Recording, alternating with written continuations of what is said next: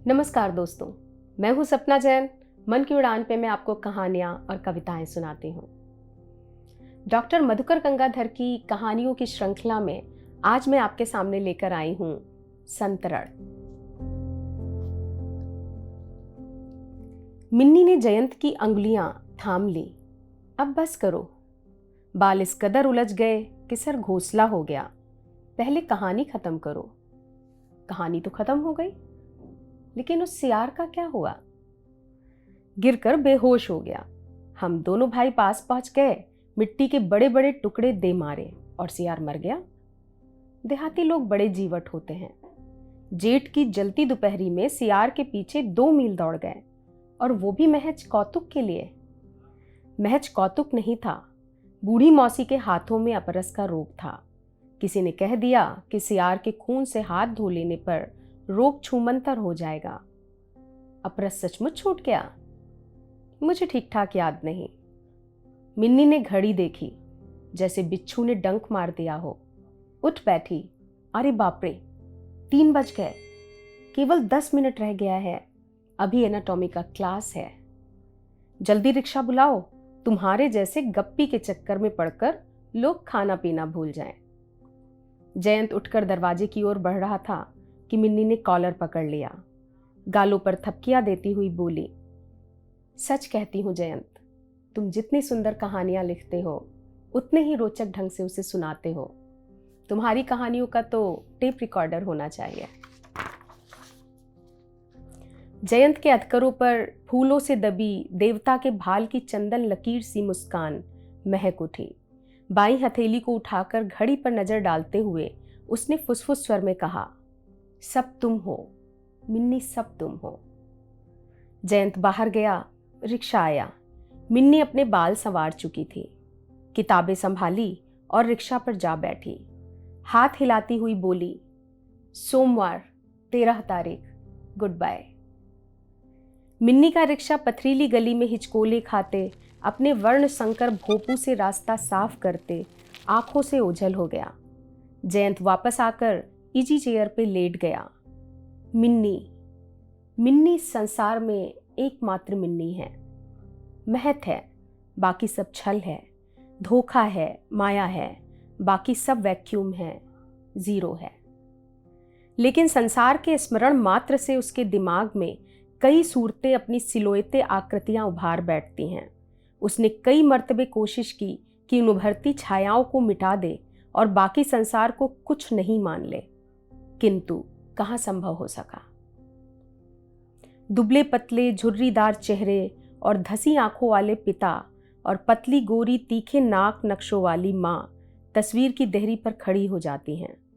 उससे कुछ पीछे मंझोले कद की घुंघराले बालों वाली बहन और हाफ पैंट कमीज पहने छोटा भाई झांक झांक उठता है। उसने कई बार ऐसा प्रयास किया कि इन सारी आकृतियों पर विस्मृति की काली कूची घिस डाले और स्याह बन गए कैनवास पर सुनहरी कूची से मिन्नी की भव्य आकृति आंक ले। इतनी बड़ी और भव्य कि कैनवास पर मिन्नी ही रह जाए, मात्र मिन्नी, बाकी सब वैक्यूम, जीरो। शाम का डाकिया आया और कमरे में डाक फेंक गया। पत्र पत्रिकाएं, लिफाफा, पोस्ट कार्ड। ये लेखक बनना भी ना एक गुनाह बन गया। इन सारी चीजों को पढ़ो और एक एक को जवाब दो। पाठकों के पत्र का जवाब ना दिया जाए तो सीधे हिंदुस्तानी लेखक का किताब हासिल। जयंत डाक देखने लग गया। छोटे भाई का एक कार्ड था, पानी ठिकाने से नहीं बरसा है, पटा पटा कर धान की रोपनी चल रही है, करमैला चाप की रोपनी खत्म हो गई, सुपौली और बेला पर सादी मौजा में रोपनी चल रही है। जयंत की आंखों के आगे करमैला चाप नाच उठता है। 2 मील लंबा चौड़ा धान के खेतों का मैदान, हरे हरे झूमते हुए धान के पौधे, मेड़ पर लाठी ठोककर चलते हुए किसान, हंसिया और डोरी लिए घास काटने को जाती हुई किसान बालाएं, भैंस की पीठ पर दर्द भरे स्वर से गाते हुए भैंसवार, नील बरन भेले कारी बदरिया, मुखतोर चंदा समान है। वो एक लंबी सांस खींचकर छोड़ देता है। गर्व से उसका सीना फूल उठता है। धान खेत के कीचड़ भरे मेड़ पर कैसी अलमस्ती, मौज, बेफिक्री और श्रम का उल्लास है। पक्की सड़क पर चप्पल घिसटने वाला ये सब क्या समझेगा। चूना, सीमेंट और ईंटों की कैद में घुटने वाली इन शहरी आत्माओं को ये सब कभी देखने का सौभाग्य मिलता है क्या। लेकिन मिन्नी ने धान के लहराते खेत देखे हैं। कैसा तो प्रसंग था। मिन्नी ने कहा था, कल्पना करो जयंत, धान के लहराते हुए खेत, दूर दूर तक, जहां तक आंखें जाती हैं, और बीच की मेड़ पर जाता हुआ एक बालक, एक बालिका। थोड़ी दूर चलने पर एक गड्ढा मिलता है जिसमें कोका के अगणित फूल खिले हैं। दोनों ही फूल तोड़ते हैं, माला गूंथते हैं और एक दूसरे को पहना देते हैं। स्नेह का वो बंधन कभी नहीं तोड़ा जा सकता जयंत। वो उठ खड़ा होता है, हाथ का कार्ड गिर जाता है, टेबल से उठाकर सिगरेट जलाता है और कमरे में चक्कर लगाता है। उस दिन की सारी बातें उसके दिमाग में उभरने लगती हैं। ठीक है, कोका के फूल की माला से जिस स्नेह की गांठ पड़ी वो टूटने की नहीं, किंतु मेरे लिए भी तो तुमने मेरे हाथ पकड़कर देवता के सामने अटूट संबंध की कसम खाई है, तो ये भी अटूट रहेगा। ये कैसे हो सकता है? क्यों नहीं हो सकता? भाई भाई है और तुम माने कि तुम। मिन्नी खिलखिलाकर हंस पड़ी थी। जयंत को लगा कि मिन्नी की वो हंसी अभी तक कमरे में गूंज रही है, पुरवैया की बहार पर पेंग मारती धान की बालियों की झनकार जैसी हंसी। वो आकर पुनः इजी चेयर में समा गया, आंखें बंद कर ली। गंभीर और बने हुए स्वर में अपने आप बोला, वेरी बैड मिन्नी। पार्क, कॉफी हाउस और पिचरोट के अलावा अब तुम मेरे गांव के धान खेतों के बीच भी सर उठाकर झांकने लगी हो। 13 तारीख सोमवार 12:45 पर मिन्नी का रिक्शा आकर रुकता है। जयंत की इंतजारी अब बेआबरू नहीं होती, क्योंकि मिन्नी की सोमवारी थपकियों से उसका द्वार अभ्यस्त हो चुका है। सप्ताह में सोमवार ही एक ऐसा दिन है जब मिन्नी को 2-3 घंटों की फुर्सत रहती है और सीधे जयंत के घर दौड़ पड़ती है। बगल दबाई पुस्तकों को टेबल पर रखती है और कहती है, कल एक मजेदार घटना हो गई। जयंत प्रश्न करने के बजाय प्रश्नवाचक मुंह से मिन्नी की ओर देखता है। मिन्नी के हंसते चेहरे पर थोड़ी गंभीरता आ जाती है। रात में एक पुस्तक पढ़ रही थी, great personalities of the world. Chekhov की तस्वीर देखते देखते आंखों में आंसू आ गए। भैया पास ही बैठे थे, पूछा, आंसू देखता हूं मिन्नी? चेखव की तस्वीर देख रही थी तो रोने की क्या जरूरत पड़ गई? सोचती हूं मेरा जीवन साथी भी अगर चेखव होता। मिन्नी की पलकें भावभोजिल हो गई। अध खुले अधरों पर केसरिया कंपन सिहरा। वो चुप हो गई कि जैसे फेफड़े की हवा चुक गई। जयंत ने जिज्ञासु बनकर पूछा, फिर भैया ने क्या कहा? कहते क्या, बौद्धिक जीव ठहरे। एनालिटिक ब्रेन का सहारा लिया, बोले, नंबर 1, चेखव हिंदी में मतलब हिंदुस्तान में नहीं होगा। नंबर 2, अगर कोई वैसा क्लेम करे तो उसका दामन पकड़कर तुम खाओगी क्या? जयंत ने पूछा, फिर क्या? लेखकों के प्रति भैया का ये भाव देखकर मैं खींच सी उठी। टकासा जवाब दे दिया, पत्थर पत्थर खाऊंगी। और जयंत ने देखा पत्थर खाने वाली मिन्नी का चेहरा गुलाब के फूल जैसा था, रस भरा, लाल, मासूम और संवेदनशील। एक पल ऐंठती हुई चुप्पी कमरे में व्याप्त रही। उस चुप्पी को जयंत ने भगाया, लेकिन मिन्नी, मैं चेखव नहीं हूं। मिन्नी पल भर मौन रही, जैसे अपने भीतर कुछ संजो रही है। बोली, वो कौन सी कहानी सुनाई थी तुमने उस दिन, सोनिया मुसहरनी वाली? सोनिया के कलेजे में विद्रोह की कितनी भयंकर आग रही होगी। अपने लवर के लिए ईमानदारी का मौज मारता सागर रहा होगा, किंतु तुमने उसे प्रसूति गृह में डमी बनाकर रख छोड़ा और सारा फोकस उसके लवर पर फेंका, इसलिए कि सोनिया जैसी कैरेक्टर के पास आग तो है किंतु अभिव्यंजना नहीं है। सोनिया के दर्द को मापने के लिए मिन्नी को ग्राफ बुक बनाओ। चेखव बनते कितनी देर लगेगी? चेखव का निर्माण मात्र इतने से ही नहीं होता है।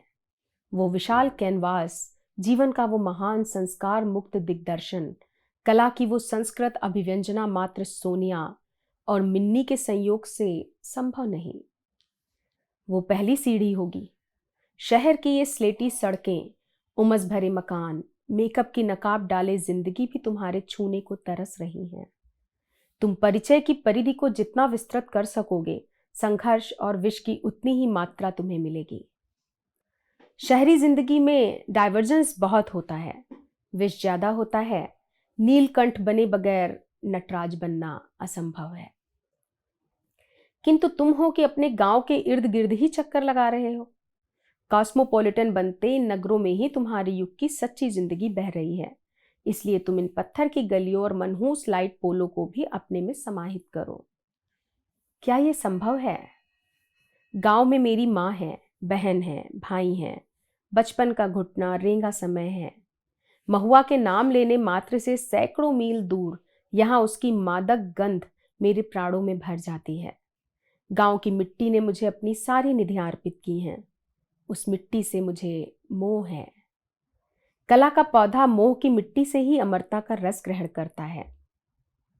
तो क्या इन पत्थर की गलियों से तुम्हारा कोई मोह नहीं? मोह नहीं था।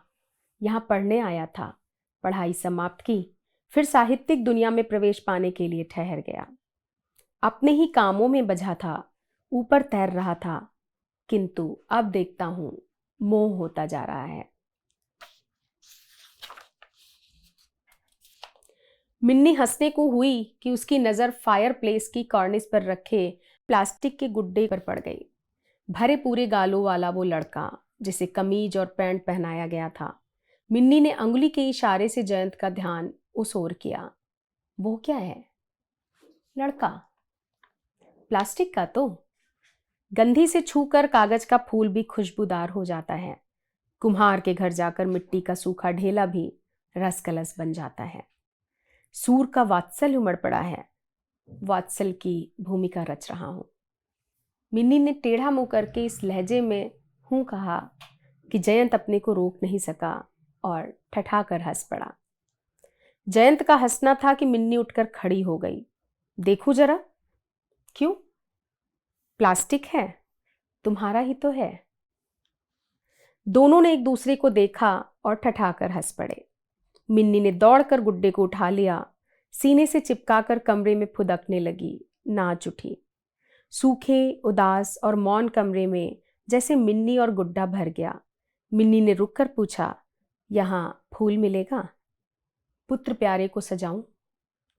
फूल लाता हूं। आंगन वाली दीवार पर चढ़ पड़ोसी का गुलमुहर तोड़ता हूं। जयंत फूल तोड़ने चला गया। मिन्नी प्लास्टिक के गुड्डे को स्नो लगाने लगी। 2 मिनट बाद जयंत की चीख सुनाई पड़ी। वो दौड़कर आंगन में आई। दीवार के किनारे जयंत गिरा था। दीवार का एक कोना ढह गया था। मिन्नी चीख कर जयंत के निकट दौड़ पड़ी। उठाया, बाह पर हल्की सी चोट थी। जयंत उठ खड़ा हुआ। मिन्नी थरथर कांप रही थी। जयंत को कमरे में लाई, जबरन बिछावन पर लिटाया, स्टोव जलाकर पानी गर्म किया, बाह सेकने लगी। जयंत कुछ बोलने जा रहा था कि मिन्नी ने होठों पर अंगुलियां रख दी। बोलो मत जी। जयंत का दर्द कम हुआ तो उठ बैठा और बोला, मिन्नी अब तुम जाओ, बहुत समय हो गया है। नहीं जाऊंगी। कॉलेज छूट जाएगा। छूटने दो। सहेलियां घर तक रिपोर्ट कर देंगी। एक ना एक दिन तो रिपोर्ट होनी ही है। भैया शूट कर देंगे, देखा जाएगा। लेकिन जयंत नहीं माना। अभी तूफान खड़ा करने से क्या फायदा? 2 पुस्तकें बेच दी हैं, पैसे आ लेने दो। घर जमाने में एक मुश्त पैसे की जरूरत होती है ना। 1 महीना और ठहरना है। मिन्नी चली गई तो जयंत का कमरा उछास हो गया। गुड्डा फर्श पर टूअर की तरह पड़ा था। उठाकर उसको जगह पर रखा। उसकी आंखों में छाती से गुड्डा लगाकर चहकती हुई मिन्नी नाच उठी। फिर आंसू भरे, गंभीर और ममतामयी मिन्नी उसके सामने आई, जिसको उसने दर्द भरे क्षणों में बिछावन पर लेटे लेटे देखा था। वो अपने आप बड़बड़ा उठा, मिन्नी, मेरी खोखली, उदास और दर्द भरी जिंदगी में तुमने पूर्णता ला दी है। इसके बाद के 2 सोमवार द्वार पर थपकियां देने की बजाय अगणित प्रश्नों की गठरी छोड़ गुजर गए। जयंत उन प्रश्नों को सुलझाते सप्ताह के शेष दिन गुजार लेता। तीसरे सोमवार मिन्नी आई। उसके चेहरे पर उदासी का आलम था।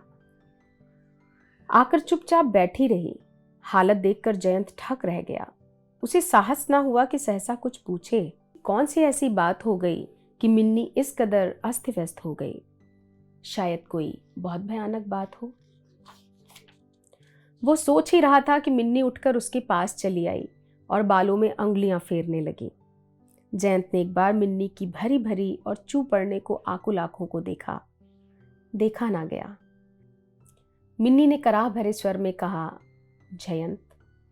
जयंत ने आंखें उठाकर देखा। मिन्नी की आंखों से आंसू लुढ़ककर गालों पर आ गए थे। होंठ कांप रहे थे। जयंत चुप रहा। मिन्नी ने उसे कांपती आवाज में कहा, एक चीज मांगने आई हूं। मेरे पास ऐसी कौन सी चीज है जो मेरी हो, मात्र मेरी, जो मिन्नी को मांगना पड़े? एक चीज है, बोलो दोगे? जयंत के मुंह से आवाज नहीं निकली। आंखें उठाकर मिन्नी को देखा और सर हिलाकर हां का संकेत दिया। दोगे तो? मैं मिन्नी को मांगने आई हूं। क्या मतलब? मिन्नी को वापस कर दो। जयंत उठकर खड़ा हो गया। करीब करीब चीख उठा। यह नहीं हो सकता, नहीं हो सकता। वो बिस्तर पर आकर लेट गया। मिन्नी आकर सिरहाने बैठी, सर पर हाथ रखे चुप थी। सहसा जयंत ने मिन्नी को पकड़कर खींच लिया। पागल की तरह मिन्नी की छाती में सर छुपाते हुए बोला, तुम इस प्रकार की बातें कैसे सोच लेती हो? मैंने सच कहा जयंत। आखिर क्यों? जिंदगी के सब क्यों विश्लेषित नहीं किए जाते? मेरे सामने भी नहीं। नहीं। मिन्नी उठकर खड़ी हुई और चूना पुती दीवारें स्याह पड़ने लगी। मिन्नी ने पांव बढ़ाया। प्लास्टर किया चिकना बरामदा खुरदरा होता गया। मिन्नी का रिक्शा आगे बढ़ता गया और जनसंकुल पत्थर गली में सियार भूखने लगा। जयंत उठकर इजी चेयर पे जा लेटा।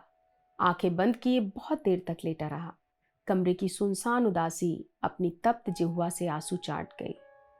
झकझोर भरी अप्रत्याशित घटना के स्मरण मात्र से दिमाग पर नींद की मूर्छा छा गई। जयंत पर निर्वेद मौन छा गया। बाद के 3 दिन जैसे उसने नींद में गुजारे।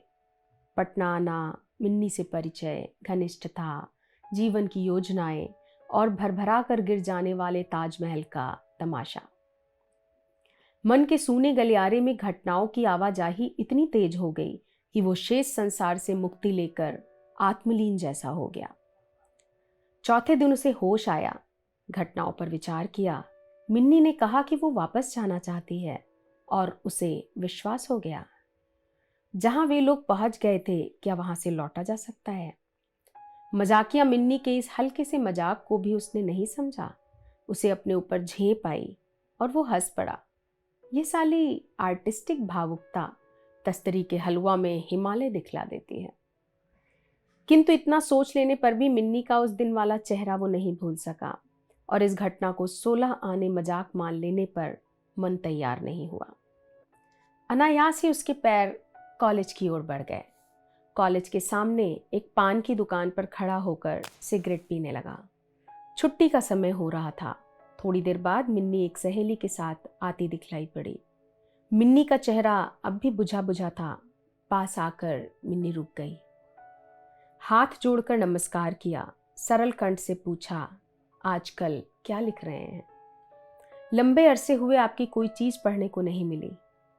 मिन्नी ने अपनी सहेली से कहा, अंजू, तुम इन्हें नहीं पहचानती, यही हैं कथाकार जयंत। फिर जयंत की ओर मुखातिब होकर बोली, अच्छा अब चलूं, हम लोगों को भी एक ड्रामा के रिहर्सल में जाना है। नमस्ते। जयंत चुपचाप देखता रह गया।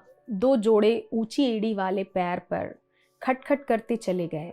उसने जाने के लिए कदम उठाया तो उसे लगा कि अब वो गिर जाएगा। हाथ के इशारे से रिक्शा बुलाया। घर आया। रात भर सिगरेट फूंकता रहा। दूसरे दिन 10 बजे बिस्तर बांधकर घर जाने को तैयार हो गया। पटना में रहने से वो पागल हो जाएगा। जहाज घाट पहुंचा।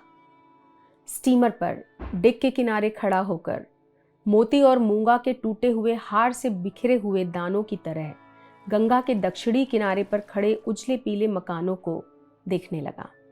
स्टीमर ने सीटी दी। उसका कलेजा अजाने की धक से हो उठा।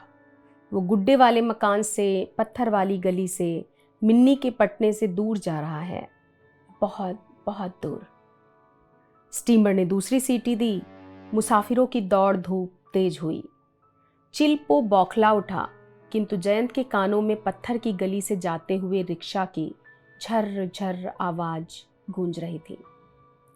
विदा लेती मिन्नी की पीली साड़ी का कोर और रिमलेस चश्मे की चमक आंखों में तैर रही थी। स्टीमर ने तीसरी सीटी दी। सीढ़ी जेट्टी से खींची जाने लगी। तभी दौड़कर आती हुई मिन्नी को जेट्टी पर देखा। अनचाही ही वो खिंचकर बिल्कुल किनारे आ गया। मिन्नी के साथ एक लड़का था। उसके कंधे पर हाथ देकर जहाज पर आंखें दौड़ाने लगी। जयंत पर नजर पड़ते ही उसने लड़के को इशारे से पहचान करा दिया। फिर एक लिफाफा देकर पहुंचा आने को कहा। जयंत ने हाथ बढ़ाकर लड़के के हाथ से लिफाफा ले लिया। मिन्नी पल भर जेट्टी पर रही, फिर आंखें पोंछ तेजी से भाग गई। स्टीमर ने रुख बदला, गति तेज हुई और गंगा की धारा पर आ गई। मिन्नी की वासंती आभा किनारे के बैसाखी घूसर में खो गई। जयंत ने लिफाफा खोला। छोटा सा पत्र था। मेरे प्रिय, समाचार ढोने वाली महरी ने बतलाया कि तुम पटने से बिस्तर बांधकर गांव जा रहे हो। तुम्हें जाना ही था, इसलिए तो तुम्हारी मिन्नी वापस आई कि तुम अश्वत्थामा का घाव लेकर गांव लौट जाओ। पटने की गलियों में बसने पर गांव के महुए की गंध तुम्हें आंदोलित करने लगी थी। प्यार की अनुभूति दूर हट जाने पर काव्य बन जाती है। अब गांव जाओ, शायद बिसुरी हुई पत्थर की सड़कें तुम्हारे प्राणों में संगीत भर दें। दर्द का तीखापन ही जिंदगी है। तुम कलाकार हो और एक दिन मुझे जरूर समझोगे। खूब लिखना और दर्द से कभी टूटकर बिखरना ना, मेरे देव। गुड्डे की माँ। जयंत के चेहरे पर विचित्र हंसी उगाई। आंखें उठाकर दक्षिण की ओर देखता है। किनारे पर खड़े मेडिकल कॉलेज के ऊंचे ऊंचे मकान जैसे खिड़कियों की बड़ी बड़ी आंखें खोल उसे कुछ समझाने का प्रयास कर रहे हैं। वो आंखें फेर लेता है, उत्तर की ओर देखता है। पहलेजा घाट के कगार पर मकई के हरे हरे पौधे जैसे अंगुलियां हिला कुछ इशारा कर रहे हैं। वो अपनी आंखें बंद कर लेता है।